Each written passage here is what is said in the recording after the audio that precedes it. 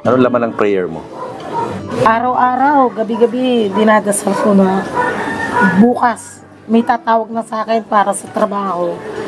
Bukas may tatawag sa akin or may pupunta dito, bibigyan ako ng pera para may ipon ulit ako. Bukas may tatawag sa akin or dadalhin ako para magkaroon ako ng trabaho. Narito po tayo ngayon sa San Jose del Monte, Bulacan, kung saan naninirahan ang komedyanteng si Whitney Tyson.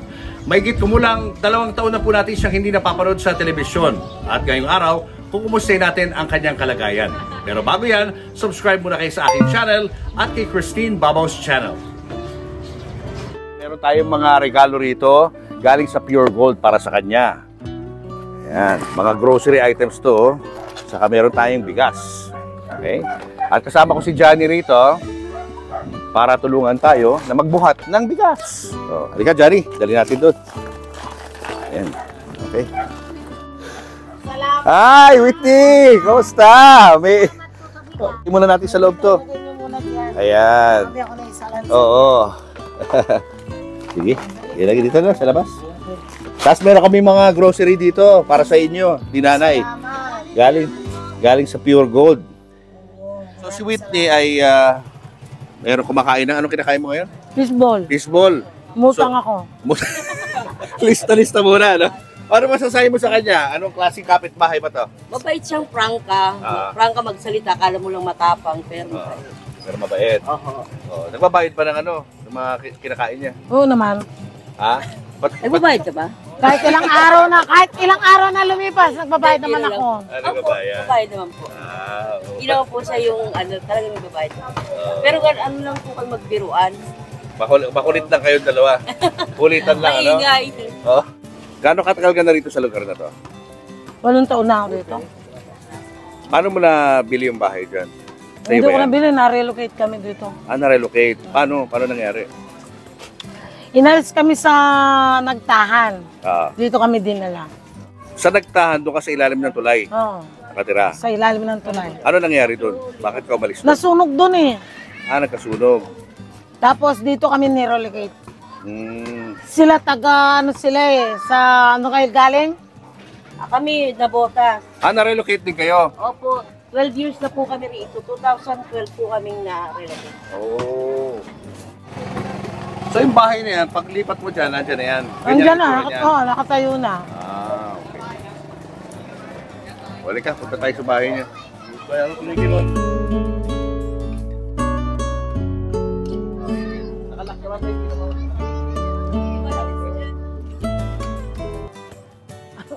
Ito bahay niyo? Ito. Good. Di pangarap ko kaya kailangan ko ng trabaho. Gano'ng katagal ka naman ng trabaho, Kitty? Ha? Gano'ng katagal ka naman ng trabaho? Last year. Last year pa? Oo. Ano Nung huli yun? natapos yung probinsyano. Oo. So, wala na. Hindi na nasundan. Welcome kayo ngayon dahil may grocery ako. May paborito pa ako talaga. Nakita ko kagad. Nasulyapan ko. Let's go inside. Let's go! Dito tayo. Ito yung kusina ko. Dito kayo nagluluto, siyempre. Ito yung kusina ko. Diyan ako nagluluto. Diyan naghuhugas. So, dito tayo sa loob. Dito sa loob. Dito ang salas na kwarto. Maluwag din, ha? Oo. Malaki rin, sa loob. Tapos doon tayo sa taas. Nandito yung CR namin. Dito, CR. CR. Huwag na tayo pumasok sa loob, basta nandyan. Doon tayo sa taas. Sige, halikatin na natin sa taas. Nila na hindi pa tapos ang aking bahay. Talaga? 2012 kami nandito eh. 2012. Okay. Ito, pinagawa ko nung nasa probinsyano pa ako. Kaso hindi pa natapos itong aking terrace. Oh. Okay. Tambak-tambak pa yung mga Ito, terrace mo. So, dapat tatapusin mo to. Kaso wala nang trabaho, na-stop na yung probinsyano. Pero akala mo nun tuloy-tuloy ka pa doon? Oo.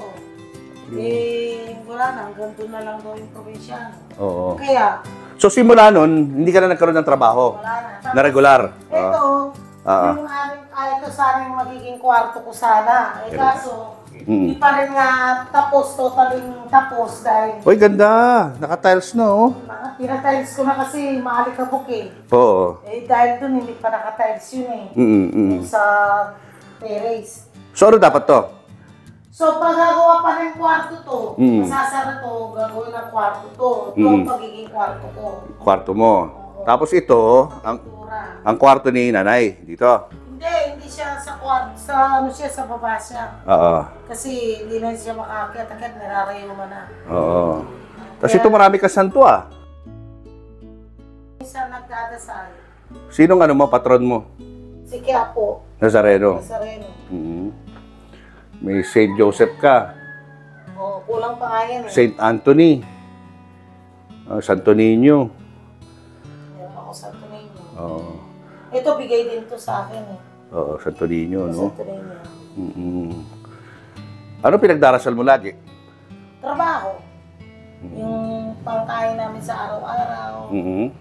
At kung, kasi may sakit din ako eh. Hindi. So, yun ang inaano ko na kung pwede. Ano sakit mo? Diabetic, Aha. may myoma. Mhm. Natanggalin na nila yan sa katawan ko para hindi ako ano. Kasi minsan, nagdudugo-dugo ako. Kaya sabi ko, natatakot ako kung pwede. Mhm. Gamutin na nila ako para wala akong kinakatakot Mhm. na nagdudugo-dugo ako. Malakas kasi ako dati kumain ng kanin. So ngayon, kaya ako pumayat, binawasan ko na yung kain ko ng kanin. Minsan, hindi na ako nagkakanin sa gabi. Mhm. Tinapay na lang, kaya nilagang kamote, nilagang itlog, tapos pipino na lang ang kinakain ko para yung ano ba ito, cholesterol ko mababa din, hindi mataas. Kaya pala laki ng pinayat mo. No? Nalos talaga. Oo. Paano mo na ma-manage yung mga gastusin mo sa gamot?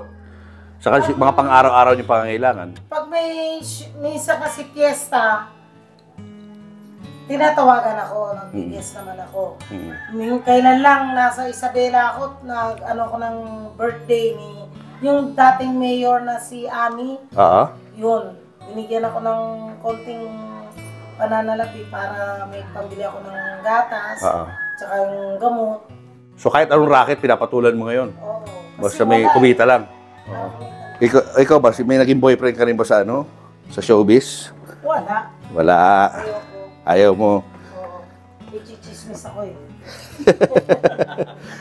Mga chismoso mga lalaki sa showbiz. Ayan. Ito yung para sa sugar ko. Ito yung gamot sa sugar. Tapos ito yung gamot ko sa cholesterol. Tapos ito yung cholesterol din. Sa gabi yung isa, sa umaga naman yung isa. Ito yung sa myoma ko. Ay, yung tatay niya po patay na, matagal na. Tagal na. Ano pa lang yan, 18 months. Paano niyo po nakilala?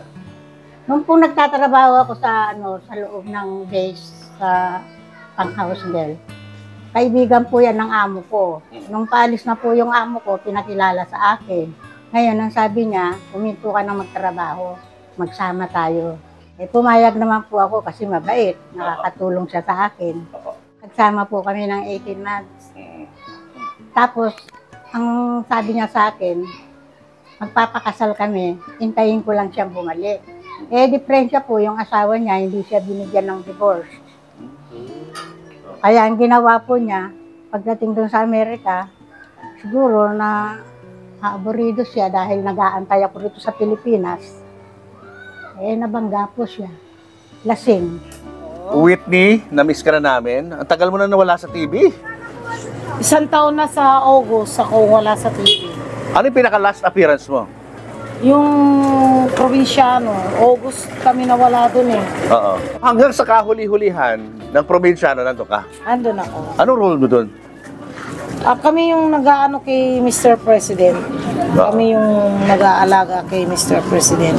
Tapos nung sumugod at makipaglaban si Mr. President, kami yung nagbabantay dun sa asawa niya, kay Sharon Cuneta naman. So mga superstars pala yung kasama mo roon. Hindi ka na na-ofera ni Direk Coco doon sa Batang Quiapo? Wala pa rin? Wala pa rin tawag until now. Oh. Pero open ka naman kung sakasakali na nanonood siya.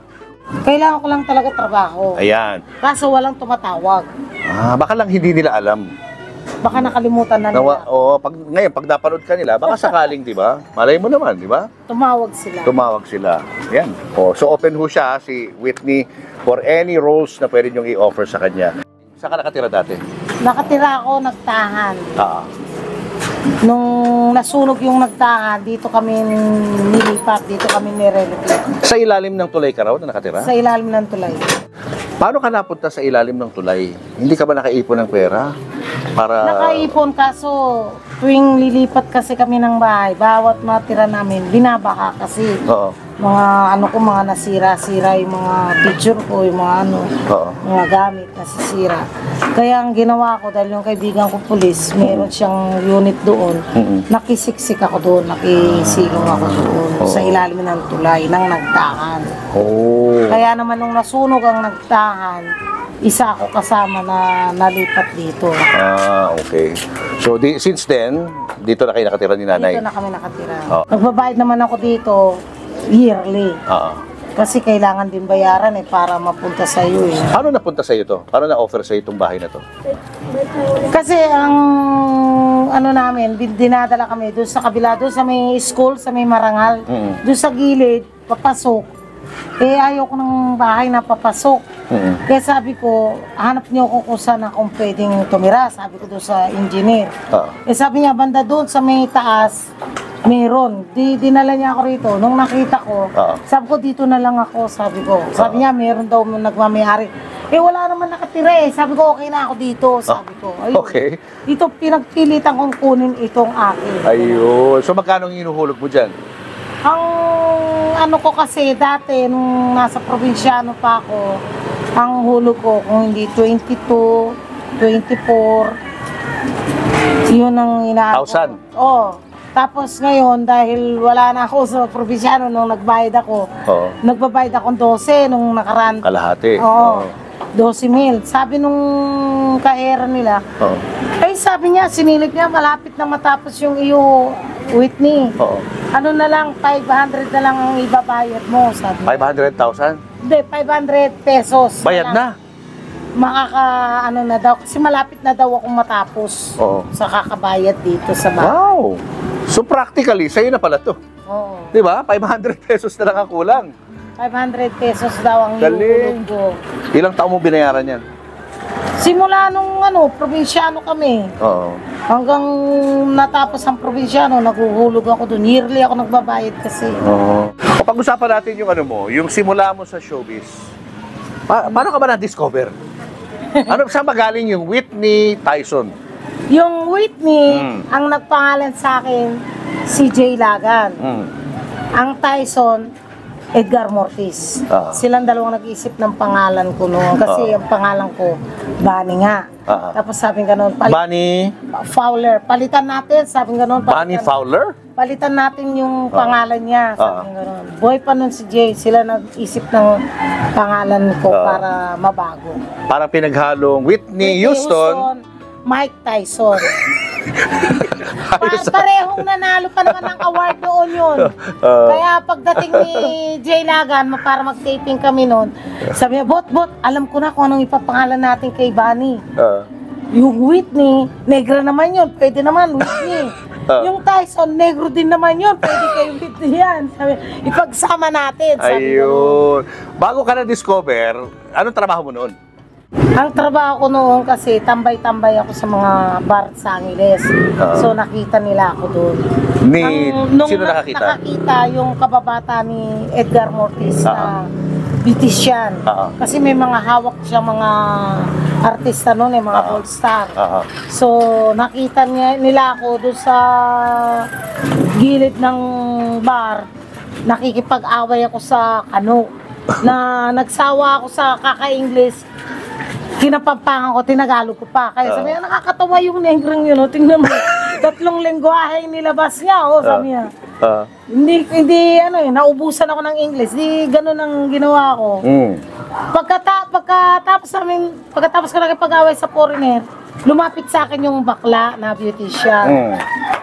Ginausap niya ako kung pwede daw akong sumama sa kanya pa Maynila para ipakita niya ako kay Edgar Mortis. Eh, gusto ko rin makita si Edgar Mortis, sumama ako. Ayun. Ito yung Going Bananas. Bananas. Ah. So, nung nakita mo na si Edgar Mortis, paano mo i-describe yung yung pakiramdam? Masaya, kasi Oo. nakakita ako ng artista. Masaya ako. Sabi ko, wow. Sabi ko, In-offer na ba agad sa'yo yung role mo doon? Ano nila ako sa Going Bananas, pina-acting. Eh, sabi ni Kuya Bobot kay Mama Aris, ipa-workshop mo kaya ito kay Johnny, sabi gano'n. Kasi may workshop nun si Johnny Delgado sa Horseshoe. Oo. So, pinapunta ako doon, nag-workshop ako, kahit hindi ako nagbayad. For 3 days lang naman. Oo. So, nagamit ko naman yung natutunan ko doon sa Horseshoe na workshop. Ayun. So, ano naging role mo doon sa sitcom na yun? Ako yung pinasasayaw-sayaw nila bago mag-commercial. Tapos? Kending-kending, na naka-shorts. Parang round girl ka, gano'n, sa boxing. Naka-pookie shorts, sige, sayaw-sayaw. Tapos naka-tube. Sexy. Parang gano'n. Oo. Laging sexy ang outfit ko dun eh. Okay. So, click na click ka noon, nung mga panahon na yun. Oh. Payat kasi ako noon, hindi ako mataba. Oh. Kamusta naman ang sweldo mo noon? Okay naman kasi si Kuya Bobot nung minsan, inano niya yung budget, mignan niya. Malit lang ang sweldo ko noon. Tapos sabi ganun, palitan niyo yung sakot ni Whitney, gawin yung ganito, ganun. Sabi niya. Yun, binago naman nila. Gumanda. Gumanda ang sakot ko. Oh. Doon sa sweldo na kinikita mo noon, anong mga pinagkagastusan mo? Siyempre, kasikatan mo yan, di ba? Nangungupahan ako ng bahay noon. Bahay, ha? Bahay, oo. Oo. Nangungupahan ako ng bahay. Siyempre, yung pagkain ko, nagbabayad pa ako ng ilaw, tubig din noon. Aha. O, tapos every week may taping, so kailangan ng damit iba-iba. So namimili naman ako ng damit sa Divisoria naman noon para may magamit ako. Ganun. Malaki ang sweldo mo, no? So marami ka nabibili. Kung anong gusto mong bilhin, pwede. O, tapos nakakapag-disco pa ako. Oo. Saan ako nakakarating ng disco, gabi-gabi pag sakaw. Oo. Yun. Nakabili ka ba ng ng sasakyan? Wala ako nabiling sasakyan ko sa Wala. sahod. Oo. Pero nakikilala ka na ng mga tao noon. O, pag lumalabas ako, nakikita nila ako, natatawa sila sa akin. Ay, dito yung artistang Negrang Duling, oh, yung paduling-duling sa TV, gano'n na ang nagtatago ako. Bakit? Ito yung paduling-duling sa TV, sabi nga. Hindi ka na hurt pag gano'n? Eh, duling naman talaga ako eh, kumbaga banlad, gano'n. Pero okay lang sa'yo, hindi ka napipikon. Hindi. Yun naman Pero pag talaga. tinatawag ka nilang yun, yung mga salitang N, Yun, hindi ka nasasaktan doon? Hayaan ko lang sila. Kasi yun ang yun naman talagang totoo kaya ako na nakuha sa mata ko. Oo. Ano mga pelikula na gawa mo? Yung kay Bong Revilla na hindi ko makalimutan, kasama ko si Rosana Roses, sidekick niya ako ni Rosana. Yung walang matigas na tinapay sa matinik na misis. Kay Bong Revilla. Ano role mo doon? Sidekick ako ni Rosana. Kung saan ang role niya, nandun ako. Alaalalay ba niya ako. Ano pa? Tapos yung kay Philip Salvador, sidekick din ako ni Charlene. Sidekick naman ako kay Philip Salvador. Tapos, Want to Bato, Triple Vapor. Nakakatawa yun na pinikula. Tapos yung kay Babalo at saka kay Redford White na kasama din ako dun sa, ano ba yun? Kay Dan Rimple din. Mayaman si Darren Paul dun eh. Nakalimutan ko. Si Serena? Daw Rimple. Nakalimutan ko anong title nun. Marami. Sunod-sunod yung mga project nun, ha? Sunod-sunod nun kasi wala pang pandemic nun, wala pang Tsaka konti pa lang ang artistang komedyanteng namamatay noon time na yun. Yung Going Bananas, hanggang kailan tumagal yun? Matagal ang Going Bananas, namatay lang si Jay Lagan. So nandun ka sa Going Bananas nung time na namatay siya? Kaso, kaya tinapos nila yun dahil namatay nga si Jay Lagan. Oo. Paano mo i-describe yung yung pakiramdam sa set nung time na namatay si Jay? Malungkot kami kasi hindi na sila kumpleto, wala na siya. Magaling din si Jay, magaling si Jay Lagan. Mabait si Jay Lagan. Wala kang masasabi sa kanya. Saka siya rin yung di ba? Isa sa mga mentor mo, di ba? Oo. Si Jay Lagan. So after no, nung namatay si Jay, wala na. Nag-stop na yung Going Bananas. Na-stop na yung Going Bananas. Oo. Hindi alam ni Kuya Bobot paano bubuhayin ulit ang Going Bananas dahil wala na nga si Jay Lagan. Oo.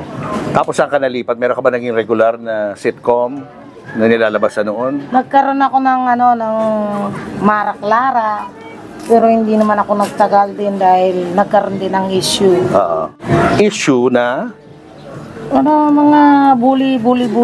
binuli ka? Oh, may Sino nang bully sa'yo? maraming doon, maraming ka-issuean yan. Yung na yan, Mara Clara na yan.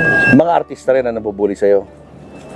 Oo, kasi nag-location kami sa parang dagat, nag-location sila. Ngayon, dahil siyempre may kwarto kami doon, nasa dagat ka, naglakad-lakad ka, nagbasa ka ng paa. So ngayon, may buhangin na kumapit sa paa mo. Pagkakyat mo sa kwarto, may artistang nagagalit na dami daw buhangin, ganito, ganun. So yun ang umpisa, kaya ako nawala doon. Nireklamo ka na, Nireklamo eventually. na ako. Ano sa tingin mo dahilan kung bakit ka binuli? Ano, discrimination ba yun? Tingin mo? Siguro, dahil lahat sila, mga kasama yung mga manager nila, nung time na yun, yung manager ko hindi man sumasama nun kung saan ang lakad. Oo. Kaya ngayon, pag may mga location na ganyan at may dagat na hindi ako nagdadala ng buhangin sa kwarto dahil alam ko may artistang inggitera, asusera. Yun lang ba? Talaga? Kala ko okay siya. As in, kinumpron ka niya? Sila ang sa akin tapos inano nila sa production para ganon. Hindi na nila naisip na livelihood mo yun. Pinatanggal ka. Yun na nga. So pagkatapos, Tapos, nung time na yun, nagtitaping sila, ako natutulog sa bus. Kasi nga, ayaw ko nang mapagalitan na nandun ako sa kwarto. Sa bus ako natutulog. ay, gano'n. Sa bus ako natutulog. So hiwalay ka sa kanila, hindi mo sila sinasamahan? Umiwalay ako, umalis ako. Kayo na dyan, bahala na kayo dyan. Ano pa? Bukod sa nirereklamo yung madumi, no? Madumi, oo. Ano pa nirereklamo sa'yo? Yun lang. Basta hindi ka nila type, yun. Yun, hindi nila ako tayo. At pinaparamdam nila sa'yo na hindi ka nila type. Oo. Yun lang ba ang trabaho na nakaramdam ka ng discrimination o meron pang iba? Dito naman sa probinsyano, meron din. Meron din. Parang naulit muli. Oh. Pinaiyak din ako dyan. Kasi yung nag-party-party kami dun eh. Di uminom-inom ako. Eh sabi ko sa director namin, na kasi sumagi siyang ganun doon sa habang nagtitaping kami. Mabango si Direk. Kaya nung nalasing, nasabi ko, naku Direk, ang bango-bango mo pag may taping tayo, ang bango-bango mo. Sabi ko, ginawa nila ng eksena yun para ako mabuli-buli niya. Ganun lang. Paano ka binuli? Pagbalik ko sa kwarto, siyempre, mag-toothbrush ka, ang gagawin yung kung may plema, mawala. Tapos, ang sabi niya, maingay daw ako, pero siya yung tumayo, nag-ingay, binagsak ang pinto, kung saan-saan pumunta, para humahanap siya ng kakampi ba niya. Nung nakakita siya ng kakampi niya, yun, ako na yung inaano nila. Hindi alam ng yun, pero ang alam ng production yun. Tapos nagsumbong ako kay Aramina, siyang tinawagan ko. Nung time na yun, kinakasal si Aramina sa Baguio. Buti sinagot ka. Hindi nga ako sinagot eh. Iyak ako ng iyak sa lobby ng hotel. Sabi ko, wala akong kakampi dito. Nung time na yun, gusto ko nang umuwi. Kaso baka lalo naman magalit sila sa akin dahil umalis ako kumbaga sa bubbles namin. Hindi ako, pero hindi ko makalimutan yung ginawa niyang pang sa Lalaki ba to? Babae? Babae. Bakit si Aramina naisip po mong tawagan? Kasi si Aramina ang kasama ko sa kwarto. Nung time na yun, kung hindi siya nagpakasal kasi at umalis, hindi nila ako mabubuli. So, sa kanya ako nalipat ng kwarto. Ayun. Doon sa babaeng yun. Oh, Na walang hindi- kagandahan. Aray? So si Aramina, okay kayong dalawa? Okay kami ni Aramina. Oo. Tulong pa nga sa akin si Ayun. Aramina eh. So nung nawala na si Aramina, yun na. Doon ka na nagka-problema. Oo, doon na ako nagka-problema. Tinanggal ka ba ron o nagtuloy-tuloy pa rin trabaho mo? Diretso ako sa Diretso. provinsyano. Oo, tiniis mo na lang. Tinitiis ko yung pambubuli nila. Oo. Oo. Lagi yun ha. After mangyari yun, tuloy-tuloy lang yung ano, yung mga parinig. Tuloy-tuloy lang. Kaso yung, siyempre, hindi mo na maibabalik yung dating, yung kaibigan mo sila. Oo. Hindi ko na maibabalik kasi hindi ko na pagkakatiwalaan dahil ganun nga siya. Oo. Isang tao lang ba ito ng bully sa'yo o maraming tao ng bully sa'yo? Isa lang siya. Isa lang talaga. Oh, hirap talaga sa showbiz, no? Merong feeling Star. star.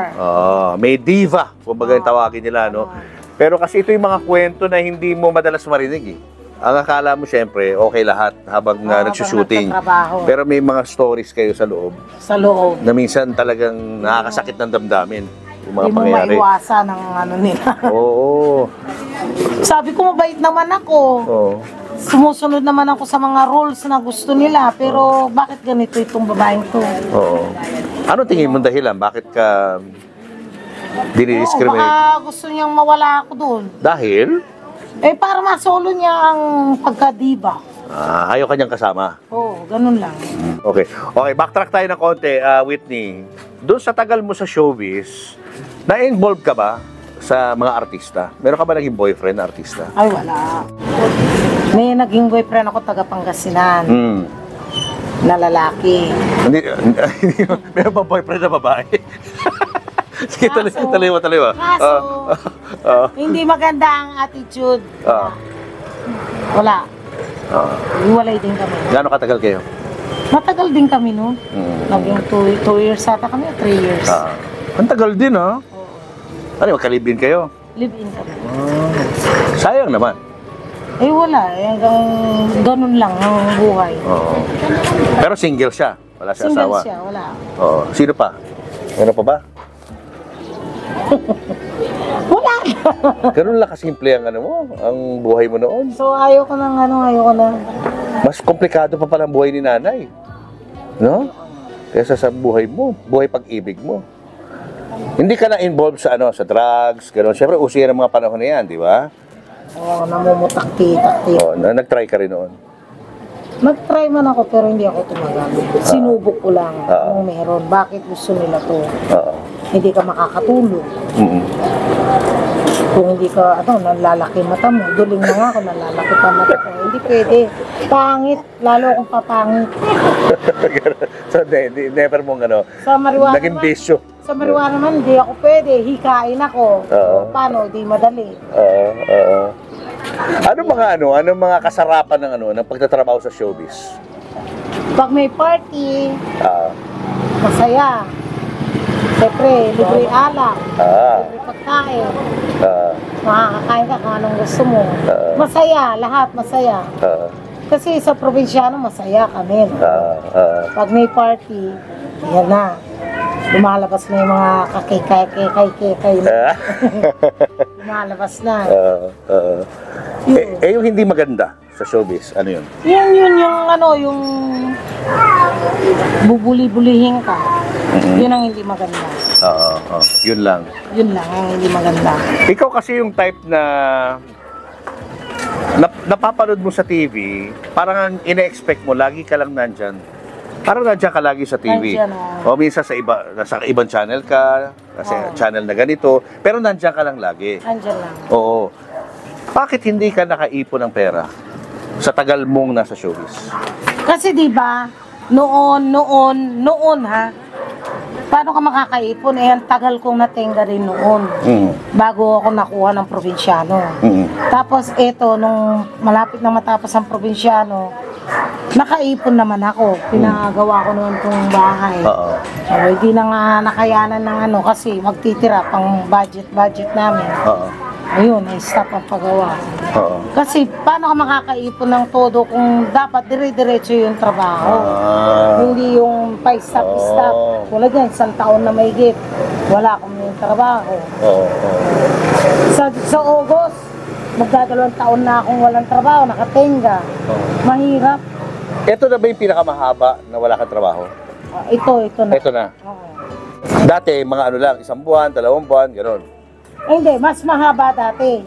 Nung hindi pa ako kinukuha ng probinsyano. Mas matagal. Mas matagal Na walang yun, trabaho. ilang years yun, oo. Kaya ka napunta dun sa ilalim ng tulay. Tulay.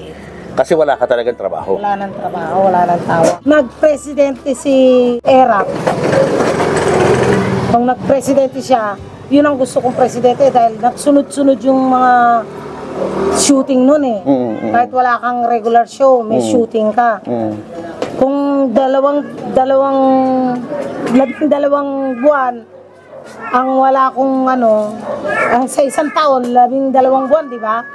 Meron akong shooting yan, hindi ako nawawala. Eh kaso nung nawala si Erap, kinulong si Erap, stop na rin ang shooting nun. Wala na rin. So yun yung time na natenga ka na? Tenga na, dire-diretso Na yun. Na wala na talagang opera. Kung hindi lang ako nakita rin ni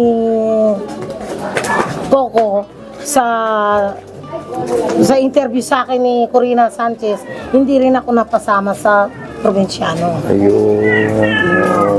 Kahit na nag-a-apply ka na, kahit na kinokontak mo na yung mga kaibigan mo sa showbiz, wala pa rin talaga. Wala talaga.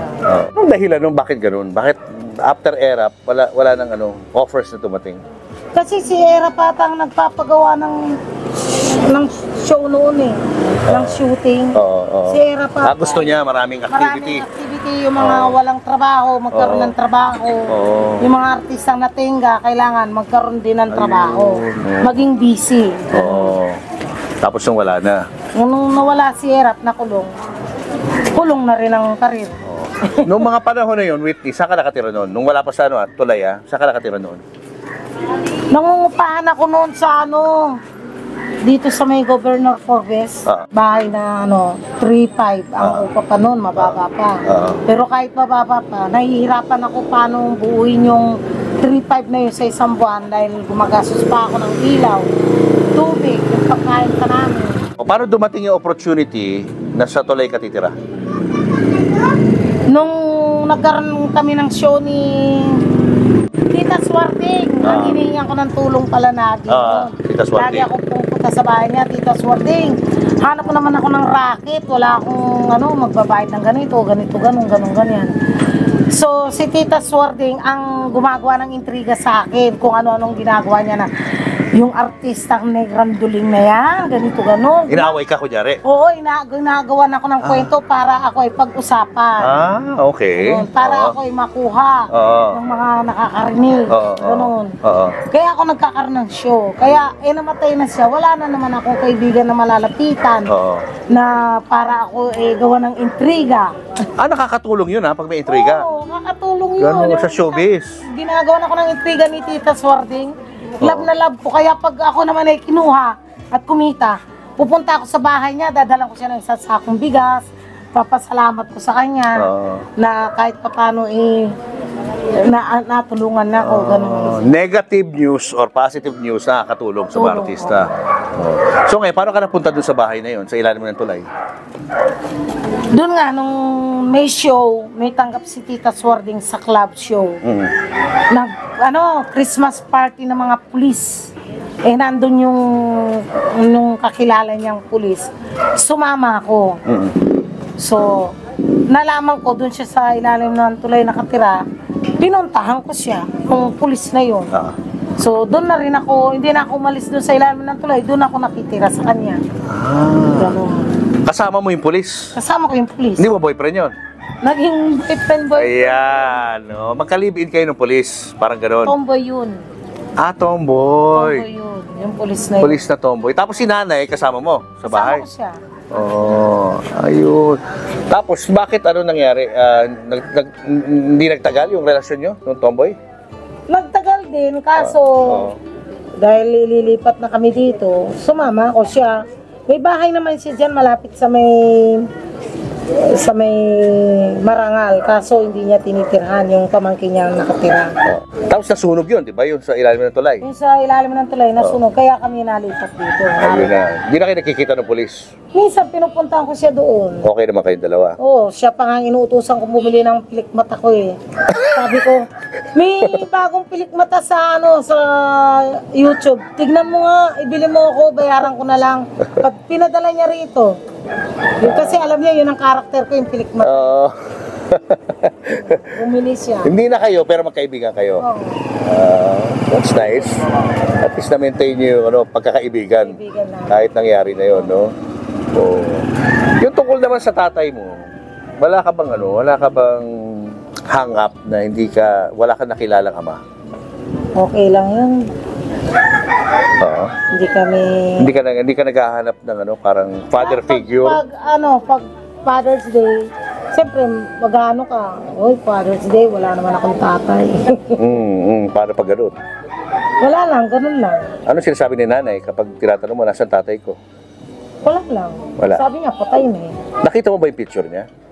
Wala na yung picture niya. Oo, nasa na po. Nasunog, di ba? Parang nasunog. Simba po ako. Ang sabi ko, Lord, kung ito po ang aking buhay dito sa mundo, tatanggapin ko kahit masakit dahil ibigay nyo. Pero bakit nyo naman po kinuha? Para nga po akong luka-luka pa nagsisimba eh. Kasi minsan po hindi ko nga mapigilan yung luha ko dahil ito nangyari sa buhay ko. Paano mo i-describe yung buhay mo ngayon dito? Sa Bulacan? Dito? Kamusta ang buhay mo rito? Mahirap. Lalo na may sakit. Naku, ang hirap. Kailangan talaga may trabaho. Habang may lakas ka, magtrabaho ka para kahit pa paano mawala yung hirap na nararamdaman mo. Mahirap dito. Minsan, nag-zero balance ako. Hindi ko alam kung anong gagawin ko. Talaga? Zero, Zero talaga. As in, zero balance O, ano na. ginawa mo? So, ang ginawa ko, tinawagan ko yung kaibigan ko sa Isabela na kung merong bang maibigay na trabaho o di kaya dadala niya ako ng kahit magkano dito para may magamit kami ni Ima. Ang ginawa, pinapunta na lang ako sa may Baliwag, SM Baliwag. Doon kami magkita kasi lumuwas sila ng Maynila. Sinundo nila ako para madala ako dun sa kaibigan niyang dating mayor, si Ami. Yun. Nag-birthday yun, so nag-show ako ng konti doon. Anong klaseng show?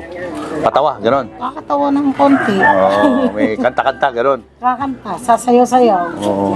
Magkanong bayad sa gano'n? Binigyan naman ako ng 10,000. Okay naman. So, pagbalik ko, nakabili ako ng yung mga gamot-gamot ko kasi kailangan ko kasi makabili ng gamot, box. Kasi pagdating ng yung time na zero balance, kung bibili ka lang ng banig-banig, paano ka na makakainom ng gamot? Wala. Dumating ba sa punto na, kunyari, nag-zero balance ka, pero wala talaga na dumarating? Meron naman, minsan nananalo naman ako sa loting ba yun? Loting. Tumataya ka na lang. Tumataya ako. Nananalo na. May blessing. May blessing na darating. Pinagdadasal ko lagi yun para kahit pa paano, 0-0, may darating, may bibigay siya. So right now, parang hindi mo alam, di ba, kung ano darating? Wala. Wala nga tawag. Naghihintay ka lang. Naghihintay lang. Ang hirap nang naghihintay na hindi ka sigurado kung darating o hindi. So, kailangan talaga, mayroon kang ibang kaya nga sabi ko sa isip ko, ito si Ara, sa susunod, pag naubos yung aking gamot, kakusapin ko siya na siya muna mag-sponsor ng gamot ko para may mainom ako, matuloy na inom na gamot. Siyang kakalampagin ko doon sa bahay niya. Mga magkano bang ginagastos mo sa gamot? Nasa 2,000 yung gamot eh. Every month? Oo, kasi pag naubos yun, kailangan merong mainom. Lalo na yun sa cholesterol. At saka higit sa lahat, pinakahigit sa lahat, yung sa aking mayoma. Yun na iniinom kong capsule. Oo. Kasi ayaw ko yung may drop na dugong lumalabas sa akin. Natatakot ako. Oo. Dapat check mo na sa doktor. No, nakarang taon napacheck ko sa PGH. Oo. Ang sabi nga ng doktora, hindi daw ako pwedeng operahan dahil pagdahidag ko naman daw ng magme-menopause, mawawala daw yung mayoma na yan sa matris. Oo. Maglalako daw. Oo. Kaya wag raw ako masyadong matakot. Oo. Basta tuloy ko lang daw yung inom ng gamot nung binigay niya sa akin gamot. Tuwing nagdarasal ka ba, ay pinapakinggan ka ba ng Panginoon? Oo naman. Paano? Paano siya nagpaparamdam sa'yo? Spoiled ako sa kanya. Paano? Basta pag binanggit ko yung kailangan ko na wala na akong pera, paano na to? Mayroon darating, may tatawag. Sabi ko, patawagin mo na sa akin yung magbibigay sa akin ng pera. O di kaya ipa-Gcash mo na. O di kaya ipa-LBC mo na lang para mabilis ko makuha. Anong kinatatakutan mo sa buhay mo? Itong sakit ko. Dahil? Kasi pag nagsama-sama yan, nag-usap-usap yung sakit na yan, wala akong magagawa. Hindi ko mapapagamot ang sarili ko dahil wala akong trabaho. Pag umaatake yung ganyang klaseng pangamba at takot, anong ginagawa mo? Sinasabi ko, Lord, tanggalin niyo po yung pangangamba ko, yung takot ko, tanggalin niyo po. Dagdagan niyo po ang akin lakas na pangangatawan. Lakas ng loob. Huwag niyo po akong pabayaan. Kasi ayaw kong matulad kay Monica na na-stroke siya, na kalating katawan, hindi niya makikilos. Mahirap yun eh. Lalo na kung wala kang pinanser na pang sa gamot-gamot mo. Mahirap. Paano ka makakapagtrabaho kung half body mo hindi mo makikilos? Buti kung ganon. Paano kung may nangyari sa'yo at hindi ka na talaga, nabaldado ka na ng tuluyan, okay, namatay ka? Yun ang mahirap. Araw-araw, gabi-gabi, dinadasal ko na bukas may tatawag na sa akin para sa trabaho. Bukas may tatawag sa akin or may pupunta dito, bibigyan ako ng pera para may ipon ulit ako. Bukas may tatawag sa akin or dadalhin ako para magkaroon ako ng trabaho. Tinutulungan na nga ako ng kaibigan ko sa Isabela, kaya pag nasa Isabela ako, parang ayaw kong umalis sa Isabela, ayaw kong bumalik dito kasi sigurado ako dun sa Isabela may tutulong at tutulong sa akin. Sa mga mga nanonood sa atin, baka may mga producer na gusto kang kunin, anong gusto mo sabihin sa kanila? Utang na loob, kunin nyo na ako. Bigyan nyo na ako ng trabaho. Patawag nyo na ako. Mag-message na lang kayo guys, pag mag-PM kayo kung gusto niyo siyang kunin. Kasi at this point, kahit anong trabaho sa showbiz, no? Pwede naman ako eh. Papatulan mo. Especially kung Batang Quiapo. O kaya yung ibang mga palabas, no? Sa Kung TV. may mga iba pang mga palabas dyan. Oo. Meron ka pa bang lakas para para kaya mo pa ng katawan mo? O bumalik na yung dati kong ng pangangatawan ko. Kasi dati, lagi ako nahihilo eh. Tsaka yung parang nanginginig. Yung nanginginig, parang ng matanda. Nawala yun. Pero ngayon, ready ka nang magtrabaho ulit. Trabaho. No? Kaya na ulit. Kaya pa. Oo. Baka may gusto kang pasalamatan sa mga nanonood sa atin. Sino mga taong gusto mong banggitin? Yun nga, yung kaibigan ko sa Isabela, si Pandong, na kahit papano, natulong-tulungan niya ako sa pagkakapirahan, natulong-tulungan niya ako. At saka si Maribel, bago ko umuwi papunta dito binigyan pa ako ng pambili ko ng gamot ko, kahit pa paano, binigyan niya ako. Maraming salamat sa iyo, Pandong Lugod, at saka kay Maribel. Si Direk Coco, baka nanonood sa atin. Ano gusto mo sabihin kay Direk? Ang tagal naman ng tawag niyo. Tawagan niyo na ako. Huwag niyo na akong pahirapan. Kailangan ko na ng trabaho. Alam niyo naman yun eh. Ayan, baka tawagan ka lang ni Direk anytime after mong manawagan. Ang tagal ng tawag niya eh. Ako yun. Ba't nangako ba siya sa'yo? Nabibigyan ka niya trabaho? Hindi naman siya nangako, kaso Oo. nangungulit ako kay Louie. Sabi ko, Louie, baka naman magkaroon ako ng trabaho. Sasagot siya, wala pang slot para sa'yo, Ate Whitney. Gano'n siya, wala pang slot, maghihintay ka na naman kung kailan ka magkakaroon ng slot. So, tawag ako ng tawag. Sa Channel 7, ang tinatawagan ko yung kaibigan namin bakla doon. Tinatawagan ko, baka naman pwede mo naman ako i-introduce dyan sa mga nagtitaping dahil ang daming ginagawa ng GMA. Kahit papano, kahit katulong lang ang role, payag ako. Sabi ko ganun sa kanya. Wala pa rin. Hintay-hintay lang tayo. Baka dumating din yan. Kahit kay Ara, sabi ko, Ara, di ba may kaibigan ka sa Channel 7? Yan mo naman ako para magkaroon ako ng show. Para magkaroon ako ng trabaho. Kasi sabi ni Ara, padala na lang kita. Akin yung GCash. Pinadala ko yung GCash nung kumari ko rito. Pero sabi ko, kailangan ko talaga trabaho. Ayoko ng GCash. Yung regular, no? Yung regular na may Sasweldo ka. Oo. Kay Nanay Beth, anong gusto mo sabihin kay Nanay Beth? Mag-ingat siya. Pag siyang nagkasakit, nagagalit nga ako pag nung kailan yun, inuubo. Hindi niya nilalabas yung plema. Sabi ko, ilabas mo yan. Baka mamaya, mapano ka dyan. Wala tayong pera. Ngayon pang wala akong trabaho. Ayaw kong nagkakasakit dahil ako nga may kiramdaman na wala naman akong pera. At sana dumating na rin yung trabaho, no? Na inaasar-asar mo. Lagi ko dinadasal yun. Bukas pagising ko may tatawag, may trabaho ka. Bukas may tatawag or may pupunta rito, susundin ako, may trabaho ka. Yung ganun ba, yung bibiglayin ako na, alika na, taping ka, ganun. Feeling ko pinagkakait sa akin ng trabaho. Hindi naman.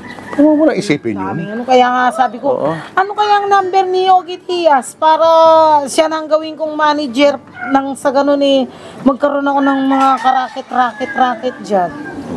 Hindi ko kasi maano yung ni Yogi Diaz hindi ko alam paano. Baka nanonood si Ogie. Sir, Madam Ogie, ano ba? Puntahan mo ako rito or di kaya tawagan mo ako sa aking cellphone nang sa ganun magkaroon na ako ng racket, ikaw ng manager ko. Kung gusto mo magkapirmahan pa tayo bilang manager talent. Kailangan ko ng trabaho. Badly needed nga At this point, no? Kailangan talaga. Kailangan talaga trabaho. Hayaan mo, hintay-hintay lang tayo. Baka dumating din yung blessing na yan, Whitney. Anyway, thank you. Thank you so much, ha. Maraming salamat. At pagdarasal ko na sana'y magkaroon ka na ng trabaho sa lalo madaling panahon. Oo, kailangan. Kaya yan. Hintay-hintay lang tayo. Di ba? Nag-birthday nga ako ng New Year hindi nga ako ganong maganda. Ang hinanda ko, konting lang.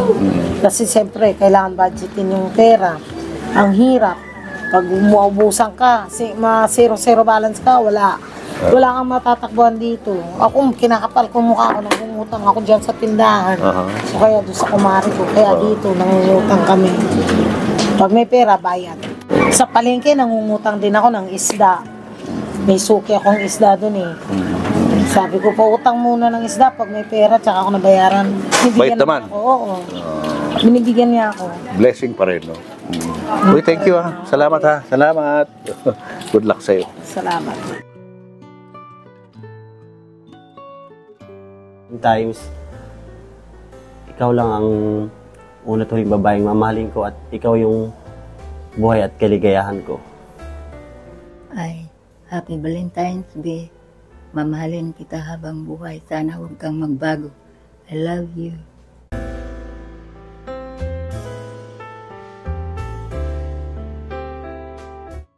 Julius and Tintin para sa pamilyang Pilipino would like to thank the following. Pure Gold. Sa Pure Gold, always panalo. David Salon. Whoever you are, whatever you do, David Salon brings out the best in you. Raja Travel Corporation. With you on your journey. Baby Co Wipes. Bida si baby sa alagang Baby Co Wipes. Cupid's Cologne Love Mist. To order, message tonybbabaw@gmail.com. Enagic from Japan. Kangen Water Machine.